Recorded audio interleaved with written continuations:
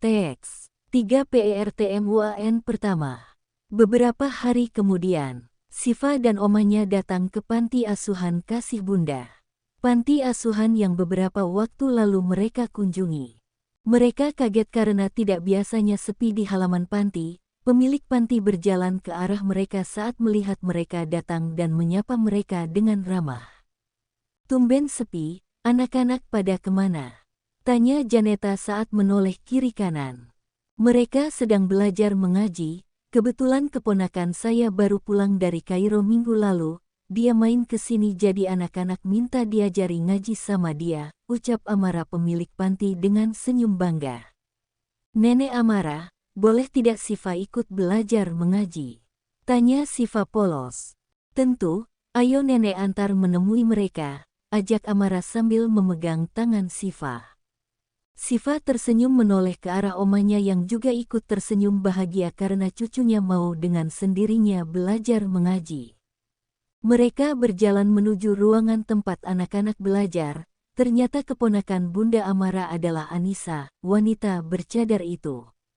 Anissa menoleh saat mereka mengucap salam. Dia pun menjawab salam mereka dengan suara lembutnya. Janeta menatap ke arah Anissa setelah Anissa menjawab salam. Suaranya wanita bercadar ini sangat lembut, pasti wajahnya juga cantik. Batin Janeta menatap lekat pada Anissa. Mereka mendekat ke arah Anissa. "Nisa, ini Siva dan Bu Janeta. Mereka donatur tetap panti sini tapi baru beberapa kali ke sini," ucap Amara saat memperkenalkan Siva dan Janeta. Anissa mengangguk sambil menatap ke arah mereka. "Siva mau ikut belajar mengaji sama kamu," tambah Amara. "Yang lainnya sudah pada selesai. Siva mau gak kita belajarnya berdua aja?" tanya Anissa saat memegang tangan Siva. "Mau," kata Siva mengangguk senang. Anissa masih memegang tangan Siva dan karena mejanya agak tinggi, Anissa langsung memangkunya. "Belajarnya seperti ini ya," ucap Anissa. Siva tersenyum senang sambil mengangguk. Dia bahagia berada di pangkuan tante ini. "Umurnya berapa?" tanya Anissa sambil menatap anak di pangkuannya. 4 tahun lebih tante, ucap Siva polos tapi jelas. "Karena baru 4 tahun pasti belum pernah belajar mengajikan?" tanya Anissa lembut dan sangat lembut membuat orang yang mendengarnya bahagia apalagi anak kecil. Siva mengangguk, "Belum pernah. Jadi karena belum pernah kita belajarnya dari pertama, dari Iqro," ucap Anissa sambil membuka Iqro. Ashifa masih asing melihat huruf Arab di depannya, tapi rasa ingin tahunya cukup besar.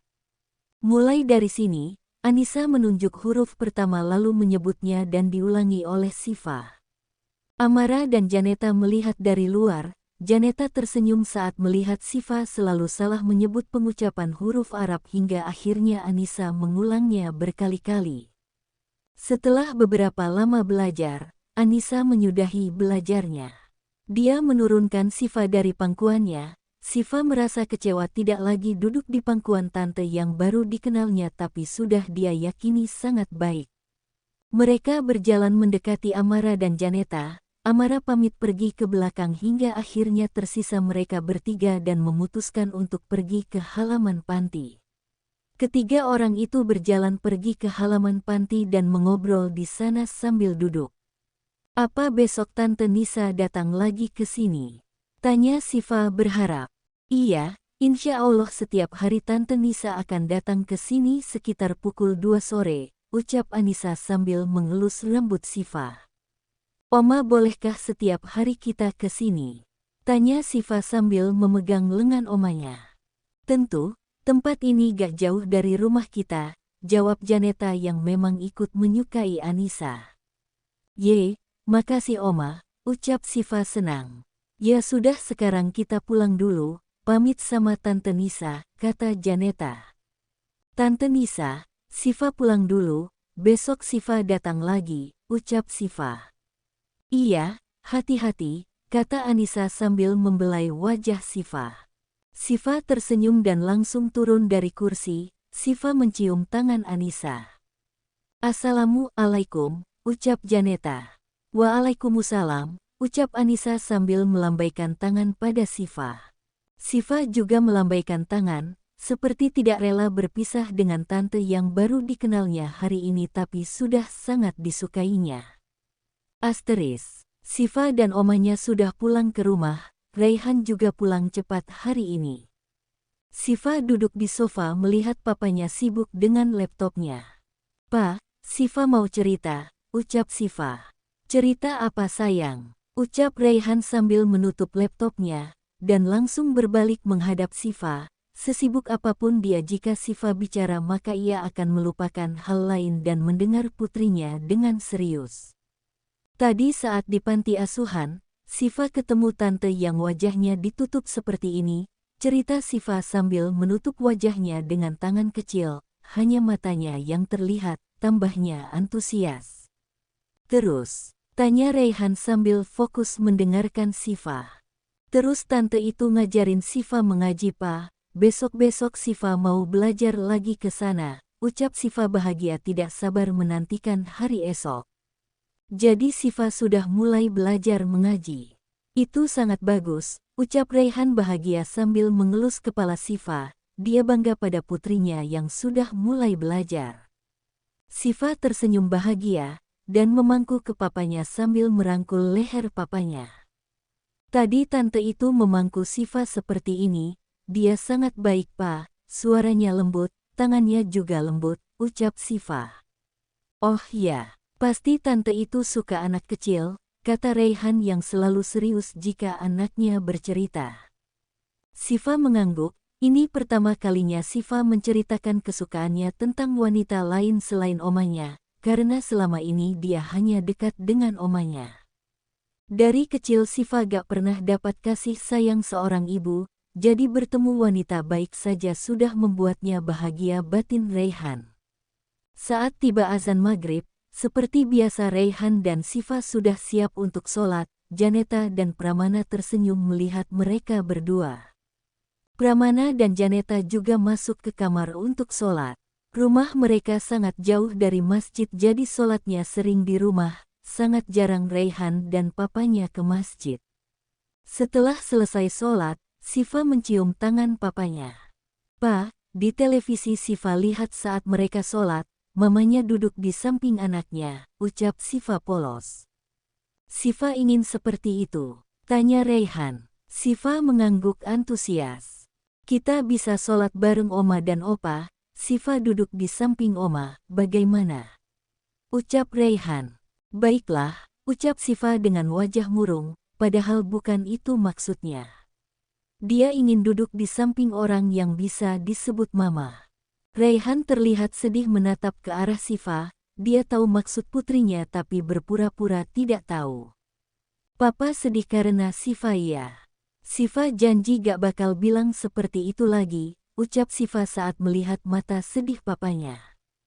Raihan mengusap kepala Siva sambil tersenyum. "Papa gak sedih kok," ucap Raihan mulai tersenyum, "hanya saja papa akan sedih jika Siva sedih."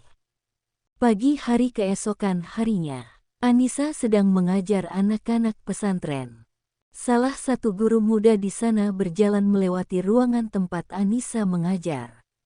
Guru muda itu bernama Syafiq. Syafiq yang sudah berjalan melewat langsung berjalan mundur mendengar suara Anissa sedang mengajar. Suara itu sangat lembut dan halus. Syafiq menatap Anissa lama, Pak Harun melihatnya dan berjalan mendekat. Pak Harun berdehem lalu mengucap salam sehingga Syafiq sedikit kaget sambil menjawab salam dan sedikit salah tingkah. "Kenapa berada di kawasan santriwati?" tanya Pak Harun. "Tadi mengambil sesuatu di sana," ucap Syafiq menunjuk ruangan yang tidak terlalu jauh. "Dan ini kenapa berdiri di sini dan belum masuk ke ruangan mengajar?" tanya Pak Harun sambil sedikit tersenyum. "Ah iya ini mau masuk," ucap Syafiq gelagapan, terlihat jelas dia salah tingkah. Saat akan pamit pergi, tiba-tiba Pak Harus melanjutkan bicara. "Guru baru itu adalah putri saya Anissa. Dia hanya bantu-bantu mengajar di sini menggantikan Ustazah Dina yang sedang cuti." Minggu lalu dia kembali dari Kairo pas Ustadz Syafiq cuti jadi kalian gak bertemu, ucap Pak Harun. Pantesan baru lihat. Ya sudah Pak kalau begitu saya masuk ke ruangan dulu, ucap Syafiq berlalu pergi ke ruangan yang sedikit jauh untuk mengajar. Kawasan santriwan dan santriwati sedikit jauh. Anissa menoleh ke arah pintu melihat ayahnya lagi menatapnya dengan tersenyum. Anissa balas tersenyum di balik cadarnya tapi terlihat jelas dari matanya. Anissa kembali mengajar para santrinya setelah melihat ayahnya berlalu pergi. Siang hari sebelum berangkat ke panti asuhan, Anissa menemui kedua orang tuanya untuk meminta izin bertemu teman sebelum berangkat ke panti. Ayah, Ibu, Nisa boleh gak ketemu teman lama? Tanya Anissa pelan. Tentu. Nanti minta antar sama Pak Karto, kata ibunya. Gak usah, Nisa naik taksi saja, ucap Anissa. Ini Jakarta, bahaya, ucap ayahnya khawatir. Allah akan selalu menjaga umatnya, insya Allah gak akan terjadi apa-apa. Ya sudah Nisa berangkat dulu ya, ucap Anissa sambil mencium tangan ayahnya lalu ibunya. Anissa mengucap salam dan berlalu pergi berjalan ke depan dan memanggil taksi yang memang sering lewat di depan rumahnya. Dia naik taksi ke tempat tujuan bertemu temannya. Anissa turun dari taksi, dari kejauhan dia sudah melihat Bianca teman lamanya, jadi dia berjalan menuju ke arah Bianca yang sudah menunggu. Bianca kaget melihat wanita bercadar yang berjalan ke arahnya tapi dia tahu itu Anissa dari matanya dan juga gerakan jalannya yang tidak berubah sejak dulu. Kamu sudah bercadar sekarang? Tanya Bianca kaget saat Anissa sudah di depannya.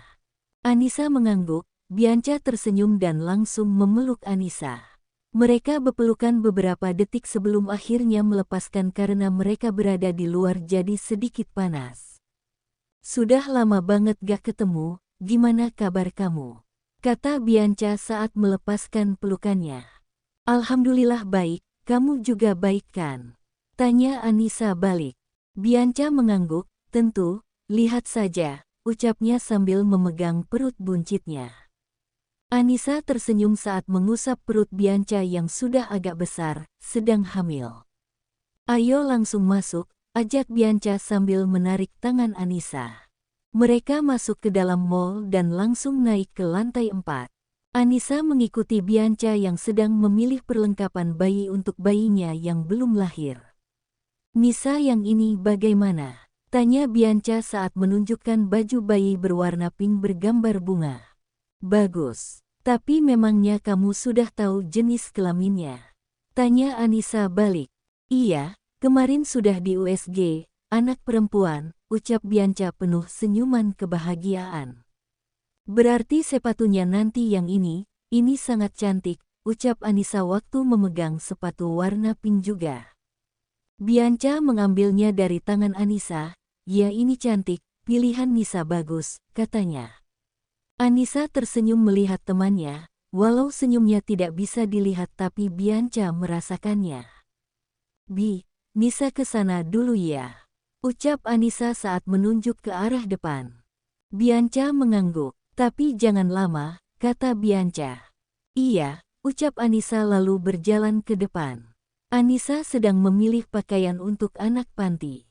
Ia memegang beberapa helai pakaian, ia juga teringat akan Siva jadi juga memilihkan untuk Siva.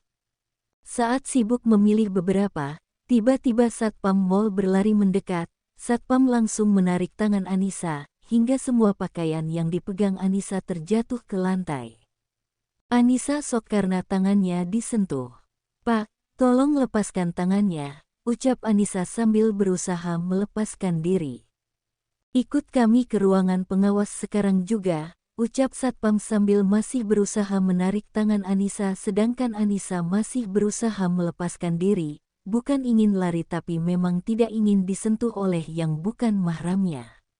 Bianca sibuk memilih jadi tidak melihat ke arah Anissa yang sedang bermasalah. Raihan sedang berbicara dengan manajer mall saat itu, dia dan manajer langsung menoleh saat mendengar suara ribut-ribut. Mereka ingin tahu ada apa jadi mengikuti ke ruang pengawas.